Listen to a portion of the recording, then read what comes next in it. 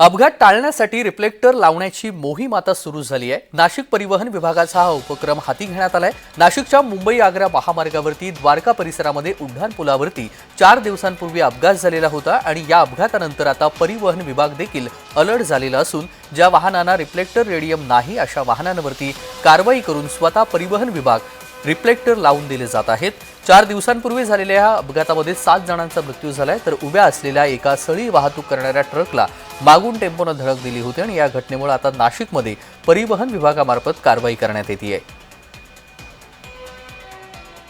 जवळपास आतापर्यंत 20 गाड्यांना आमचे रिफ्लेक्टर लावून झालेले आहेत। ज्या 20 गाड्या आतापर्यंत आम्हाला अशा सापडल्या की ज्यांना रिफ्लेक्टर नव्हते, त्या सगळ्या गाड्यांना आम्ही आमच्या वतीने नाशिक आरटीओच्या वतीने त्यांना रिफ्लेक्टर लावलेले आहेत आणि त्यांना सूचनाही दिल्या आहेत की हे रिफ्लेक्टर त्यांनी समजा आता पुढे भविष्यात जर निघाले तर स्वतःहून लावून घ्यावेत। लोकही आता त्या बाबतीत जागरूक होत आहे, कारण की आता एक रिसेंट अपघात घडून गेला, त्याच्यामुळे लोकांनाही त्याचं महत्त्व कळलेलं आहे। जर आता समजा यांनी रिफ्लेक्टर वगैरे नाही लावले तर उद्यापासून आमचे जवळपास 3 ते 4 वायुवेग पथक जे आहेत ते रस्त्यावरती कार्य करणार आहेत